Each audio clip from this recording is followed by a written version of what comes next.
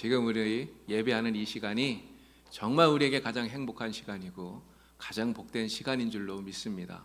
우리 하나님 앞에 온전한 예배 드리셔서 하나님의 큰 은혜가 충만한 이 시간이 되기를 간절히 바랍니다. 단테가 쓴 신곡 지옥편을 보면요, 지옥은 모두 9층으로 되어 있다고 그렇게 이야기를 합니다. 근데 아래층으로 내려갈수록 더 큰 죄를 지은 사람들이 그곳에서 벌을 받아요. 맨 아래 9층에 내려가면 그 9층에 있는 지옥의 이름이 배신지옥입니다. 배신자들이 거기에서 벌을 받는다는 거죠. 어떤 사람이 있는가를 보니까 가족과 친척을 배신한 사람, 또 국가와 친구를 배신한 사람, 또 자기를 믿어준 그 사람을 배신한 이러한 사람들이 이 배신지옥에서 벌을 받는다는 것입니다. 배신자가 가장 큰 죄인으로 취급받고 있는 거죠. 여러분, 왜 배신자가 가장 큰 죄인이 될까요? 폭행은 우리의 몸에 상처를 주는 것입니다. 그러나 배신은 마음에 상처를 주는 거죠. 그래서 마음에 상처를 입히는 이 죄가 무엇보다 큰 죄다, 이렇게 이야기를 하고 있는 거예요. 여러분, 배신이라는 것은 믿음을 저버린 것 아닙니까? 배신은요, 나를 모르는 사람이 하는 게 아니에요. 그럼 어떤 사람에게 배신당합니까?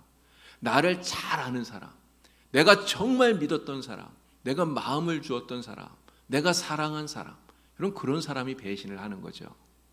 그래서 배신을 당하면 너무너무 마음이 아프게 되는 것입니다. 구약시대의 북이스라엘의 역사를 보면요, 한마디로 말해서 배신의 역사다, 이렇게 말할 수 있을 것 같아요. 200년 역사를 지내가는 동안 19명의 왕들이 북이스라엘을 다스리죠. 근데 그 19명의 왕들 가운데 암살을 당해서 죽은 왕이 무려 8명이나 됩니다. 북이스라엘을 건국했던 여로보암이 자기의 아들인 나답에게 왕위를 물려주었어요. 그런데 불과 2년 만에 바아사라는 사람이 반란을 일으켜서 이 나답을 죽이고 자기가 왕이 됩니다. 바아사가 왕이 된 후에 바아사도 자기 아들 엘라에게 왕위를 물려주었어요. 그런데 이 엘라도 2년밖에 왕위에 있지 못했어요. 왜 그럴까요? 반란이 일어났거든요. 시므이라고 하는 사람이 반란을 일으켜서 엘라를 죽이고 자기가 왕이 됩니다. 근데 이 시므이라는 사람 왕이 되었는데 딱 일주일밖에 왕을 하질 못했어요. 7일 천하. 여러분, 왜 7일밖에 왕을 못했을까요?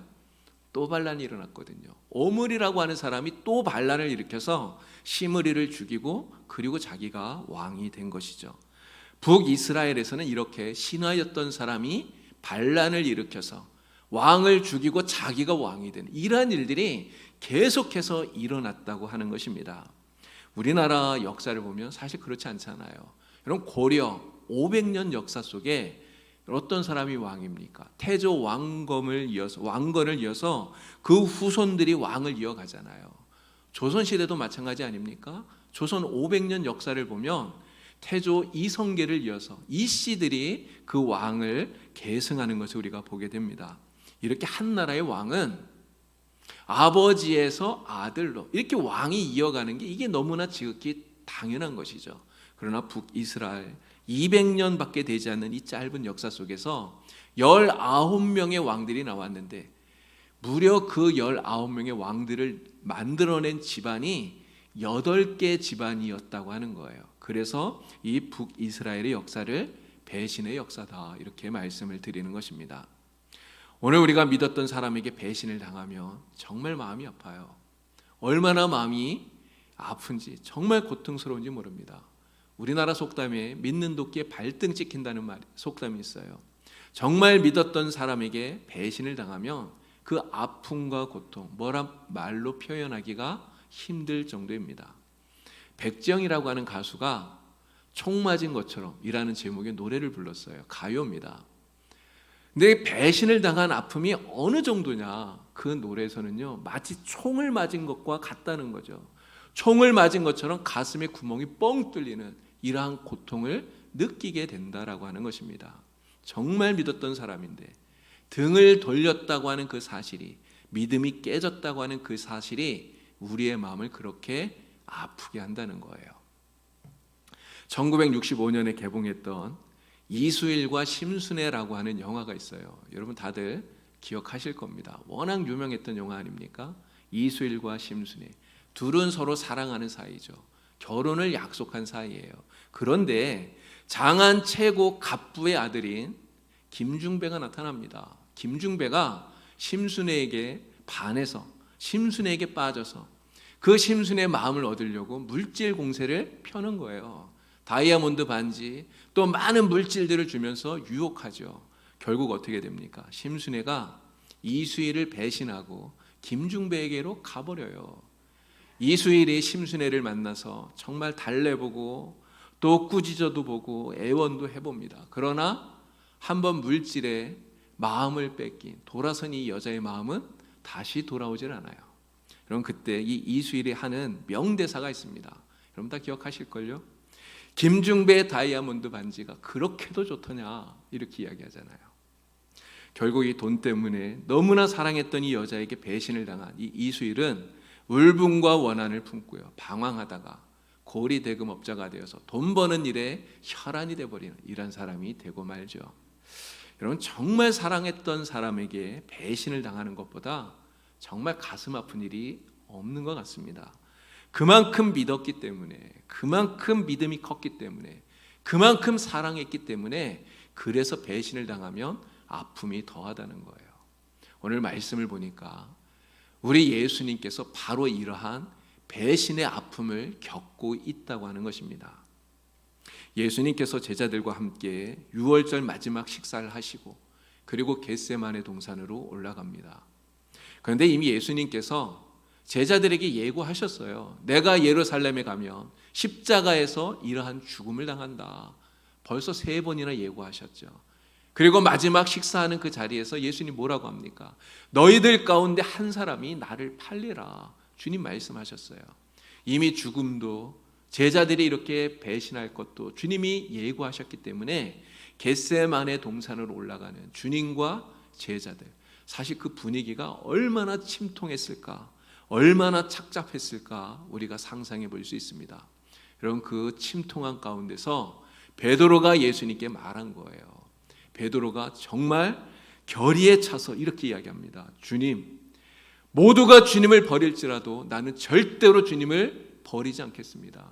나는 주님과 함께 죽을지언정 나는 주님과 함께 죽을 각오가 되어 있습니다. 이렇게 이야기를 하는 거예요. 여러분 이 말은 베드로가 그냥 한번 해보는 말이 아니에요. 지나가는 말로 하는 말이 아니라는 것입니다. 베드로는 정말 주님과 함께 죽을 각오를 하고 비장한 각오를 가지고 이 말을 하는 거예요. 여러분 베드로가 이렇게 얘기했으면 주님이 이 말씀을 들으시고 야 베드로야 정말 고맙다. 너 나한테는 너밖에 없다. 예수님 이렇게 칭찬해 주시면 안 될까요? 근데 예수님 이렇게 말씀하지 않았어요. 예수님 이렇게 말씀하시지 않고 전혀 다른 말씀을 합니다. 베드로야 내가 오늘 닭이 울기 전에 3번 나를 모른다고 부인하리라. 주님 말씀하셔요. 예수님 말씀에 베드로가 강하게 부인하죠. 아니요 저는 주님과 함께 죽을지언정 절대로 주님을 부인하지 않겠습니다. 부인합니다. 부정합니다. 자 마침내 예수님께서 체포되셨고요. 대제사장의 집에 끌려갑니다. 제자들도 다 뿔뿔이 흩어졌어요. 베드로는 멀찍이 떨어져서 예수님을 따라갑니다. 그리고 대제사장의 집들에 사람들이 거기에 앉아서 불을 피우고 있는 거기에 같이 끼어 앉아서 예수님이 어떻게 되려나 그것을 지켜보고 있었어요. 그때 갑자기 한 여종이 베드로를 보면서 이야기하는 거예요. 이 사람도 예수와 함께 있었어요. 내가 봤어요. 이야기해요. 그랬더니 베드로가 화들짝 놀라서 얼떨결에 야 너 무슨 소리야. 나는 예수를 몰라. 이야기한 거예요. 얼떨결에 부인하고 만 거죠. 조금 있다가 다른 사람이 또 베드로에게 이야기합니다. 아니야. 당신도 틀림없이 예수와 함께인 게 틀림없어. 이야기해요. 베드로는 또다시 강하게 부인합니다. 이 사람아 그게 무슨 소리야. 나는 예수를 몰라. 나는 예수를 몰라. 이야기해요. 얼마 후에 또 한 사람이 진짜 확실하다라면서 또 이야기하는 거예요. 당신 갈릴리 사람 맞지? 갈릴리 사람이라면 당신은 예수와 한패인 것이 틀림없어. 확실해 이야기해요. 그랬더니 베드로가 뭐라 그럽니까? 또다시 부인을 하는데 저주까지 하면서 예수님을 부인했다는 거예요. 내가 예수의 제자라고? 내가 예수의 제자면 나는 천벌을 받을 거야. 나는 절대 저 사람 몰라. 그렇게 부인을 했다는 거죠. 여러분, 바로 그 순간 달기 울었어요. 달기 우는 그 소리에 정신이 번쩍 들어서 베드로가 예수님을 쳐다봅니다. 예수님께서 뒤로 돌아보셔서 베드로를 보셨어요. 베드로의 눈, 예수님의 눈이 마주치는 거죠. 여러분, 베드로가 그 순간, 예수님과 그 눈이 마주친 그 순간 정말 전기에 감전된 것처럼 얼어붙지 않았겠어요? 정말 예수님을 부인하지 않겠다고, 죽을지언정 나는 예수님 부인하지 않겠다고 그렇게 큰 소리 쳤는데 예수님을 모른다고 3번이나 부인하고 심지어 저주까지 했어요. 예수님과 눈이 마주치자 예수님이 하셨던 그 말씀이 귓가에 울립니다. 달기 울기 전 내가 3번 나를 부인하리라. 주님의 말씀이 떠올랐어요. 베드로는 그 자리에 있을 수가 없었죠. 그래서 박차고 나가, 정말 밖에 나가서 땅을 치면서 가슴을 뜯으면서 베드로는 통곡할 수밖에 없었던 것이죠. 여러분, 베드로의 이 모습을 예수님이 보시면서 얼마나 마음 아프셨을까 우리가 생각해 볼 수 있습니다. 베드로가 부인할 것을 예수님은 알고 있었어요. 그러나 실제로 베드로가 부인하는 그 모습을 보면서 정말 우리 주님의 마음이 얼마나 아팠을까 우리가 생각해 볼 수 있는 것입니다. 예수님이 이렇게 버림받게 될 것, 그리스도가 버림받게 될 것에 대해서 성경은 이미 이야기했어요. 이사야서 53장 3절을 보니까 이렇게 말합니다. 여러분, 우리 말씀 다 같이 한번 읽어보도록 하겠습니다. 그는 멸시를 받아 사람들에게 버림받았으며 간고를 많이 겪었으며 질고를 아는 자라. 마치 사람들이 그에게서 얼굴을 가리는 것 같이 멸시를 당하였고 우리도 그를 귀히 여기지 아니하였도다. 아멘. 여러분, 주님을 버리고 주님을 배신한 사람, 여러분, 베드로뿐이었겠습니까? 베드로만 주님을 버렸나요? 아니에요. 예수님의 제자 가운데 가룟 유다도 예수님을 버렸습니다. 배신했죠. 가룟 유다는 은 30의 스승을 팔았어요. 그러나 여러분, 가룟 유다만 예수님을 배신했습니까? 아니에요. 가룟 유다뿐만이 아니라 예수님의 은혜를 받았던 수많은 사람들, 빈들에서 오병이어의 떡을 먹었던 사람들, 병고침을 받고 하늘나라 영생의 복음을 들었던 그 많은 사람들이 예수님을 버리고 예수님을 배신했다는 거죠. 빌라도 앞에서 바라바를 놓아주고 예수를 십자가에 못 박으라고 소리쳤던 사람들, 여러분, 그 사람들이 다른 사람이 아닙니다. 바로 예수님 앞에서 은혜를 받았던 그들이라는 것이죠. 세상에 오신 하나님의 아들 예수님은 그렇게 가장 사랑하는 제자들, 가장 믿었던 사람들, 예수님께서 너무나 사랑하셔서 목숨까지 내어주신 그 사람들에게 이렇게 배신당하시고 버림을 당하셨다는 거예요. 여러분들도 지금까지 인생 살아오시면서 아마 이런 경험이 있지 않을까 싶습니다. 정말 믿었던 사람에게 배신당하는, 정말 믿었던 사람에게 버림을 받았던, 여러분, 이런 기억이 없습니까? 그럴 때 여러분의 마음도 정말 슬프지 않으셨나요? 믿음이 컸던 만큼 미움이 커지게 돼요. 우리가 사랑했던 그 이상 증오가 생긴다고 하는 거예요. 주님은 원수도 사랑하라고 이렇게 말씀하시는데 여러분, 사실 너무 어렵습니다. 솔직히 우리는요, 우리를 배신한 사람, 나를 배신한 사람, 여러분, 용서하기 힘들어요. 너무나 억울해서 용서하기 정말 어렵다는 거예요. 저도 20대 중반에 군대에서 제대하고 이제 학교 복학을 했는데요, 정말 친했던 사람이 있습니다. 정말 가깝게 지냈던, 진짜 사랑했던 친구가 있는데 무슨 일이 있어서 헤어지게 됐어요. 제가 이 구체적인 내용을 말씀드리는 것은 좀 어려운데요, 당시에 진짜 배신당했다는 이러한 생각이 드니까 얼마나 마음이 아팠는지 몰라요. 정말 믿었던 친구인데, 진짜 사랑했던 친구인데 배신을 했다고 생각을 하니까요, 여러분, 그 믿음과 사랑이 진짜 죽이고 싶을 만큼 그렇게 미움과 증으로 바뀌더라고요. 대학을 제가 졸업할 때까지 진짜 그 미움이 사라지질 않았습니다. 학교에서 이렇게 만나면 얼굴을 보잖아요. 그러면 정말 미운 마음이 막 솟아오르니까 얼굴도 보기 싫고 그냥 모른 척하고 뒤돌아버리고 피해버리고 그렇게 지냈죠. 진짜 오랫동안 그 마음이 제 마음에서 사라지지를 않았습니다. 근데 20년 넘게 이렇게 시간이 지나다 보니까 조금은 이해가 되는 것 같아요. 좀 이해가 되더라고요. 야, 진짜 그때는 그럴 수 있었겠다 이런 생각도 들고요. 야, 그때는 내가 왜 이렇게 미워했을까? 그냥 좀 용서해주고 받아주면 좋았을 걸. 이런 후회도 되고 그렇더라고요. 그래서 20년 훨씬 더 지난 다음에 야, 어디서 목회를 하고 있나? 내가 좀 미안하다는 그런 얘기를 하고 싶다 이런 생각이 들어서 제 교회 주소록을 다 뒤져봤어요. 근데 주소록에 이름이 나오질 않더라고요. 여러분, 나를 배신한 사람 정말 용서하기 어렵죠. 용서도 어려운데 사랑한다는 거 여러분 더더욱 어렵습니다. 그러나 너무나 어렵고 너무나 힘들지만 정말 우리는 하기 힘든 일한 일이지만 우리는 나를 배신한 사람 용서해야 됩니다. 용서할 뿐만 아니라 사랑해야 돼요. 여러분, 왜 우리가 그를 용서하고 왜 사랑해야 될까요? 여러분, 이유는 딱 한 가지입니다. 하나밖에 없어요.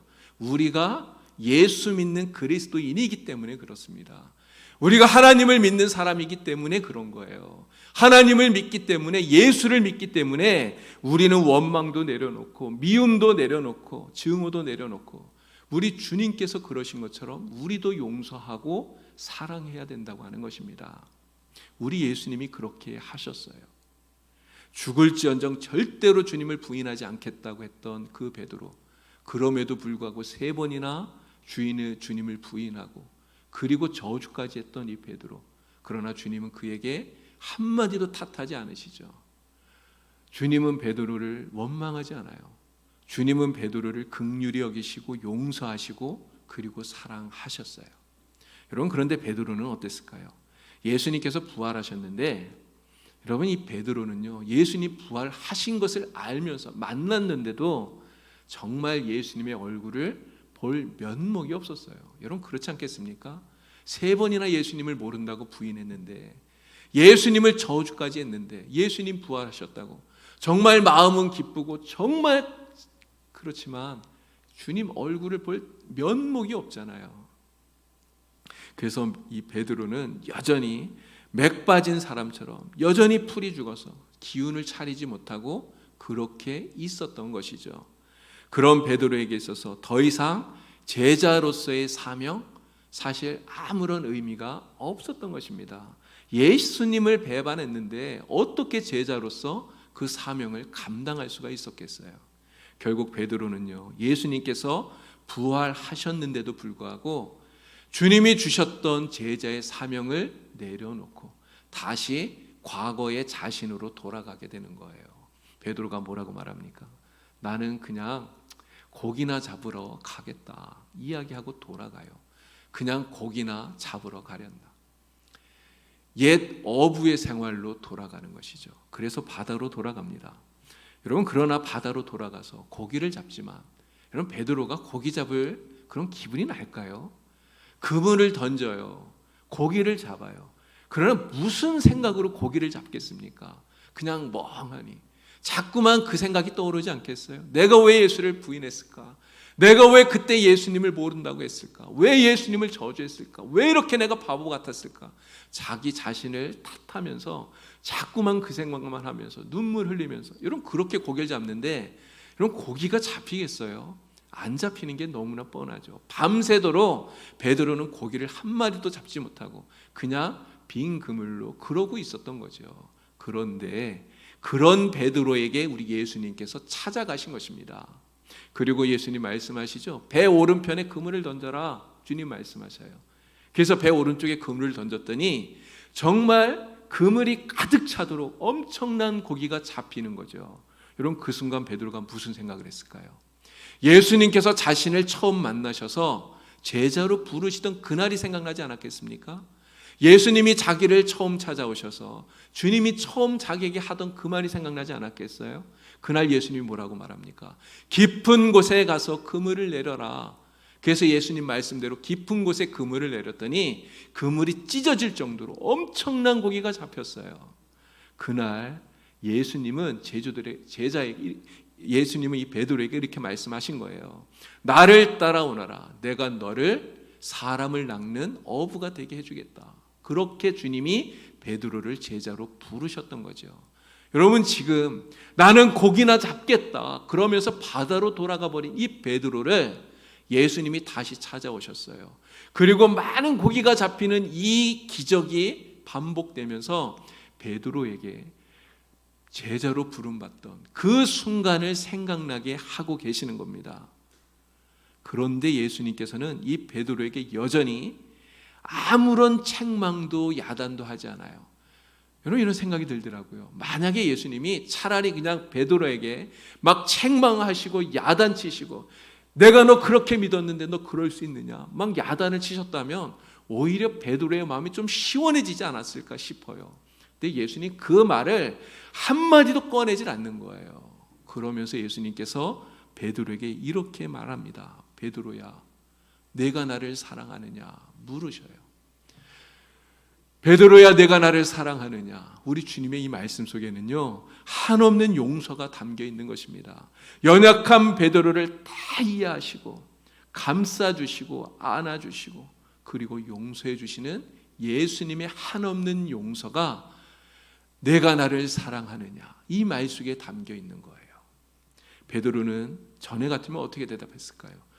제가 주님 사랑합니다. 저는 죽기까지 주님 사랑합니다. 대답했을 거예요. 그런데 이제는 그런 대답도 못해요. 사랑한다고 차마 말도 못합니다. 그래서 뭐라고 말합니까? 주님, 제가 주님 사랑하는 줄 주님이 아시지 않습니까? 이렇게 이야기해요. 그런 베드로를 주님 보시면서 말씀하시죠. 베드로야, 내 양을 쳐다오. 내 양을 먹여다오. 주님 말씀하셔요. 나를 따라오너라. 내가 너를 사람을 낚는 어부가 되게 해주겠다 말씀하시면서 베드로를 부르셨던 그 날처럼 베드로야, 내 양을 쳐다오. 내 양을 먹여다오. 주님은 베드로를 다시금 제자로 부르시고 있는 것입니다. 그리고 그에게 다시금 사명을 맡겨주고 있는 거예요. 여러분, 베드로가 이후에 어떻게 되었을까요? 이전에는 죽음을 두려워하던 사람이었어요. 죽음이 두려워서 예수님을 부인하던 사람이었어요. 그러나 베드로는 이제 죽음을 두려워하지 않는 사람이 되었습니다. 정말 진짜 제자가 되어서 주님 말씀처럼 사람을 낚는 위대한 복음의 일꾼이 된 것이죠. 오순절날 성령이 임하고 난 이후에 베드로는 담대하게 예수님의 부활을 전합니다. 복음을 전하죠. 그러다가 체포되어서 사내들인 법정에 서게 되죠. 이 사내들인 법정이 바로 예수님을 십자가에 못 박도록 그렇게 결의했던 곳 아닙니까? 예수님을 죽음으로 내몬 곳이에요. 그런 이 사내들인 법정에서 그들이 예수님을 죽였던 그들이 베드로를 위협합니다. 다시는 예수의 이름으로 말하지 마라. 다시는 예수의 이름을 전하지도 마라. 이야기예요. 위협하는 거죠. 만약 그렇게 하면 자기들 말을 죽이면 예수를 죽인 것처럼 너도 죽이겠다는 거예요. 그러나 이 죽음의 위협 앞에서 베드로는 두 번 다시 예수님을 배신하지 않습니다. 오히려 베드로는 담대하게 서서 자기를 죽이겠다고 위협하는 이 사람들에게 담대하게 큰 소리로 외쳐요. 너희를 십자가에 못 박아 죽인 예수를 하나님이 다시 살리셨다.